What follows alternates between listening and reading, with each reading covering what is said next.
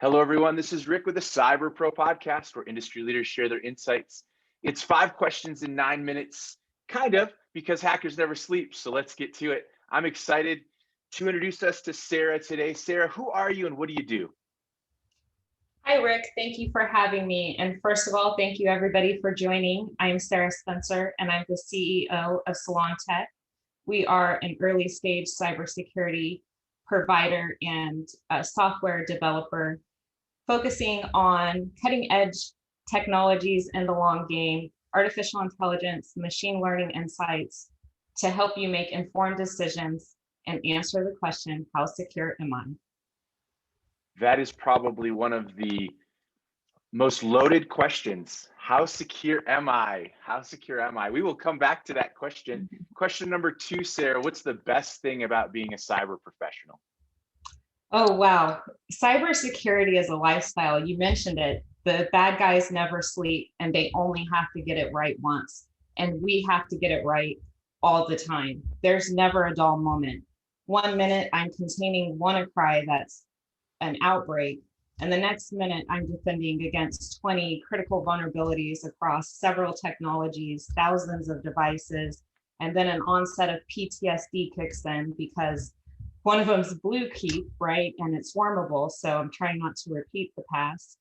But I want to say by far the best thing for me is educating and sharing my subject matter expertise in networking and systems and communication and applications with the blue team to help them not just tell them what's wrong, but help them resolve those security misconfigurations and understand why they occurred. Sometimes they did it right in theory, but because of some other configurations we have in the infrastructure, it just bit them. So I really like the knowledge and the education piece. Wonderful. I hear from other industry leaders that cybersecurity is a top concern. Here's my loaded question back to you. What does that mean? What does that mean to you? You know, cybersecurity is evolving. It used to be 20 years ago where that was an elite position and you had 20 years of subject matter expert in IT before you got into security. But now we're seeing the demand for cybersecurity professionals just 2 times more than the supply.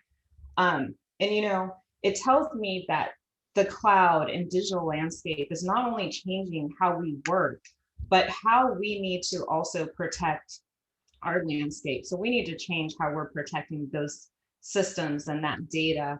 And leaders need to drive cybersecurity from the top. I think we're starting to see leaders realize that we need a top-down approach as we move forward. Interesting.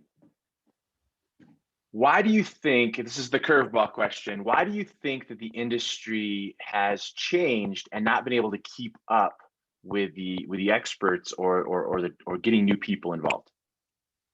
You know, it takes a long time to become an expert and it's so deep, right? Technology just continues to evolve and get deeper and deeper. And so as people move out of technical positions into leadership roles, when we were in on-prem, that was okay, right? We could bring people up through the ranks and usually we could get the answers if they didn't know it and collaborate. But it's moving at record paces. We don't have the 20 years to bring a junior up to a senior. We've got to accelerate that.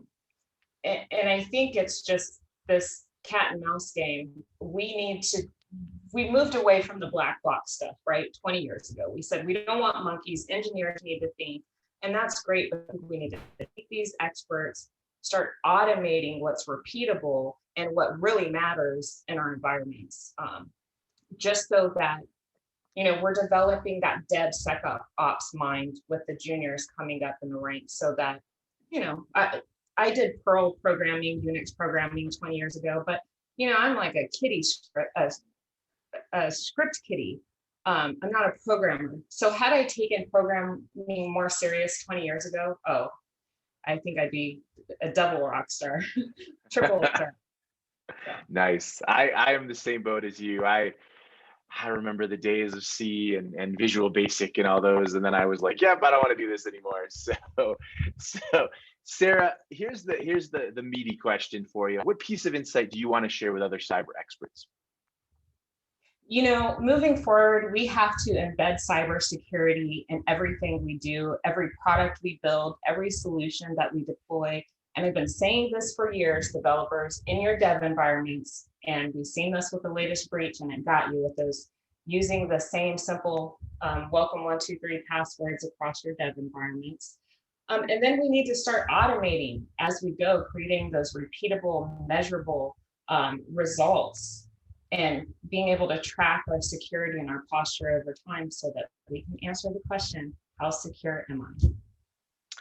Perfect. So you just said it, how secure am I? I'm going to piggyback onto something that most people probably don't know. Sara recently just released a really cool product launch, and I don't necessarily need a shameless plug, although feel free. I'd love to hear what was exciting about releasing a new product in the wild that can help cybersecurity folks. So as a cybersecurity defender working in mid-sized businesses, small businesses, enterprises, my peers and I, my clients, we just knew we could do it better. And we did a pilot at Cisco where we end-to-end automation. And they're moving into a phase 2 of their data warehouse and stuff. But I just knew we could do it better. We have these agile and sprints where we're moving so fast to release stuff, whether it's internal or external, but we're missing the mark a lot of times. And I just thought my team and I could sit back and really work through all these feasibility tests and push something out that was easy to use, that I didn't have to go build another tool to solve my problem or buy another tool. I could just build on this over time. And how awesome would this be that your security posture goes up and the tool grows with you? You don't have to worry about another year hiring experts to build another tool or manage this tool. And I wanted cybersecurity to be affordable and easy for small and mid-sized businesses and the enterprise as well. But no, and that's a very awesome cause. I definitely appreciate you for a number of reasons. Being a female leader, being a techie nerd, being somebody who wants to just provide to the community. So with that, let's go to the 5th and final question. This is the one that always makes me smile. What's your favorite piece of retro technology that makes you smile?